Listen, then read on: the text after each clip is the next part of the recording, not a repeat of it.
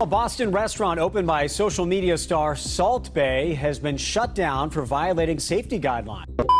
So this guy built his entire image around turning ordinary food into a luxury spectacle. Nusret Gökçe, aka Salt Bae, was out here taking what's basically a $20 steak and flipping it for $200, and then taking it even further by wrapping it in gold leaf and charging up to $1,000 for it. And yeah, those insane prices actually worked for a while. The hype, the viral salt sprinkle, the celebrity crowd, it all helped Nusret Gökçe scale his brand ridiculously fast. Starting from his first restaurant in Istanbul back in 2010, he expanded Nusret locations across Turkey, the UAE, and the United States, turning himself into a global luxury dining name. But now, things are starting to crack. A bunch of his restaurants have reportedly been shutting down or struggling, and the controversies are stacking up. From accusations of massively overpriced food to questionable customer experiences, the reputation that once made him famous is now doing the opposite. And one of the wildest examples comes straight out of his Miami location. A customer named Dwayne Miranda reportedly refused to pay a bill worth roughly 3 lakh rupees, around $1,000 plus. After being served gold-covered steaks he claims he never ordered. According to the situation, he and his group asked for regular steaks, but when the food came out, some of it was wrapped in gold leaf. Not fully understanding the difference at the time, they ate the food, only to be hit with a shocking bill afterward. They pushed back, saying they didn't order the gold version. But the restaurant insisted the menu was clear and that the order was valid. And instead of resolving it like a normal hospitality situation, the general manager escalated it by calling the police, claiming the group was trying to leave without paying. Let that sink in. You go out, spend serious money at a high-end restaurant, and it ends with law enforcement getting involved over a disputed order. Miranda eventually paid, but later blasted the restaurant publicly, which only fueled the backlash. And here's the part that really makes people question the whole thing: the gold itself. Edible gold leaf doesn't add flavor, texture, or anything meaningful to the dish. It's purely visual. You can literally buy similar gold leaf online for under $10. Yet somehow, it's being used to justify a price jump into the thousands. That's why more and more people are starting to call it out, not as luxury dining, but as overpriced spectacle built on hype. And now, with food reviewers and creators exposing these practices more openly, the same viral attention that made Salt Bae famous is slowly turning against him. Is the steak overcooked or is that me? That thing is gray. What? Seriously? Charge you $2,000 for a gold steak that does not taste like anything differently. It makes no difference if you put the gold or if you don't put the gold, but they're gonna charge you a lot of money for it, and be ready because you might have to take a second mortgage to pay for that meal. I hear you, and that's a fair point. Nusret Gökçe isn't targeting everyday diners. He's very intentionally catering to the ultra-wealthy. The people who walk into his restaurants aren't worried about mortgages or budgeting. They're looking for an experience, a spectacle, and the status that comes with paying for it. Salt Bae clearly understands that there's a segment of the world with more money than sense. People who will happily drop hundreds or thousands on a steak just for the novelty or bragging rights. His entire business model leverages that perfectly. He doesn't need to appeal to the masses. He's not here for broke people. He knows exactly who his audience is: the rich, the extravagant, and the curious who want a story to tell or a photo to post. Oh, nice chopping there at least. Burger.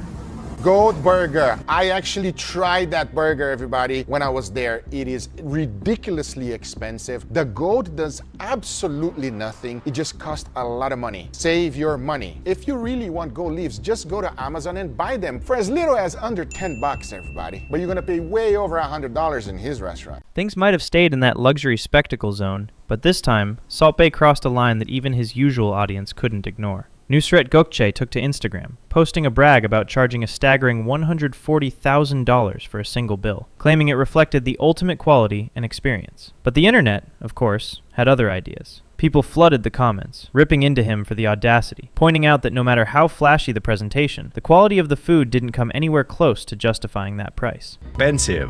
The opulent bill mixed with his arrogant description prompted comments such as, "I have eaten in your restaurant, quality is questionable, and I've eaten there, the food was not good." Countless people began openly criticizing and exposing Salt Bae's inflated menu prices. This celebrity chef is proving to be nothing more than a con artist. Over the past few years, Nusret Gökçe has asserted himself as one of the biggest names in the restaurant world. You probably know him better as Salt Bae. Recently, Salt Bae posted a photo online of one customer's bill from this restaurant. The bill came out to roughly 140,000 euros. The exorbitant price was based on several things, including his famous gold wrapped meats, along with several high-end bottles of wine. Essentially, what we have here is someone using their fame and celebrity status to price gouge patrons for ridiculous amounts of money. And recent reviews of Salt Bae's restaurant have suggested that the quality doesn't come close to the prices. For instance, Salt Bae's new London restaurant was named one of the worst restaurants in the entire city. Yet, customers are still willing to pay it. Like seriously? 140,000 euros? That's nearly $154,000. Who are these people who, even knowing the food isn't worth it and the taste isn't great, are still ready to drop that kind of cash? Honestly, I'd love to know what these folks do for a living. And hey, if anyone watching this video actually knows who these high rollers are, the ones tossing their money at his restaurant, feel free to hook me up with a lead. And while we're at it, if anyone else out there is looking for work, drop a comment below. Who knows? Maybe Salt Bae's clientele will take you along for the ride. Exposing this harsh reality. Price isn't always determined by quality. Rather, the exorbitant prices have helped cement Salt Bae's restaurants as luxury items that can only be afforded by the ultra wealthy. And those ultra wealthy customers only pay those prices because they can.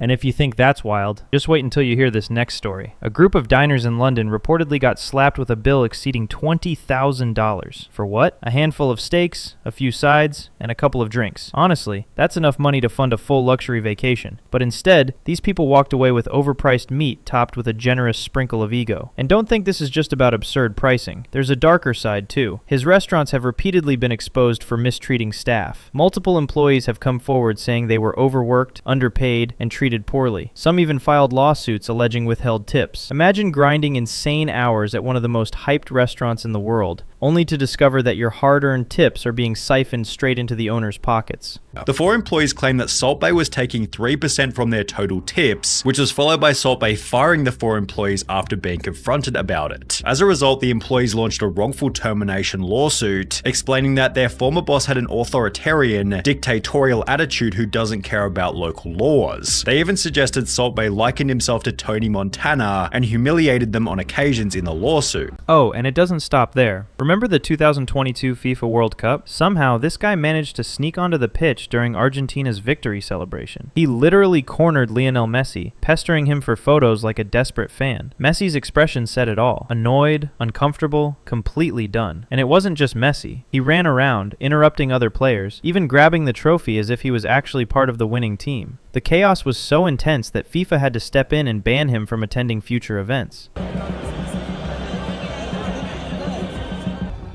Oh wait, there is a real incident that feeds right into that narrative. Back in 2018, when Venezuela was deep in a severe economic crisis with widespread food shortages, Nusret Gökçe posted videos and photos on his Instagram showing Nicolas Maduro dining on expensive steaks at one of his restaurants in Istanbul. Maduro was shown enjoying the lavish meal, while millions of Venezuelans were struggling to afford basic food, and the clips went viral online. That footage sparked a huge backlash. Many people saw it as starkly tone-deaf and a symbol of excess, when ordinary Venezuelans were going hungry. Venezuelan critics even protested outside one of Salt Bae's U.S. restaurants in response to the viral videos, condemning the situation. So your point hits a real pattern. Content like this did feed into the perception that Salt Bae prioritizes flashy, high-priced experiences and big moments over broader context or criticism, especially when social media queued up the outrage and commentary around that Venezuela meal. Salt Bae's situation just gets worse. I heard that actually Salt Bae, right?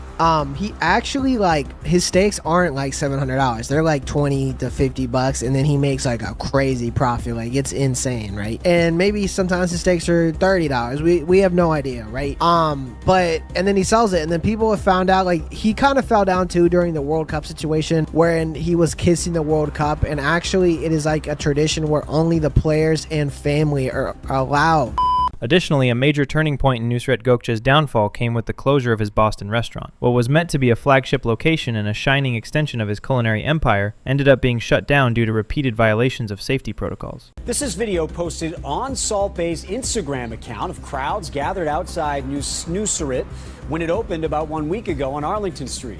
According to the Globe, the city ordered the steakhouse to close Saturday. In 2021, Nusret Gökçe's London restaurant posted a job listing offering chefs just £12 per hour, even as a gold-plated steak on the menu went for £850. This stark contrast highlights a recurring pattern. While customers are charged outrageously, the employees doing the hard work aren't compensated fairly. Meanwhile, his Istanbul steakhouse launched a flashy event called the Tableside Fire Show. But during one of these spectacles, a fire broke out, leaving several diners severely injured, including Russian influencer Tines Tresnikova, who suffered third-degree burns covering 35% of her body. This horrifying incident underscored a troubling reality. However, an article posted a year after the incident stated that Tines had received no compensation for the mistake and that the restaurant had instead destroyed all evidence related to the incident. With a mounting pile of controversies and relentless criticism, Nusret Gökçe is steadily losing his reputation. Almost daily, reports emerge that his restaurants across the globe are closing, driven by financial losses and a dwindling customer base. So I pulled up to Nusret. Inside of this place looked insanely nice, and I gotta say, right off the bat, the service was incredible, but that might be because this place is completely empty. We are literally the only people here. If this downward trend continues, it won't be long before Nusret Gökçe goes completely broke and fades into irrelevance, as if he never existed in the culinary world at all. What's your take on him? Did his relentless greed and obsession with flashy profits ultimately ruin his career? Drop your thoughts in the comments. I'd love to hear what you think.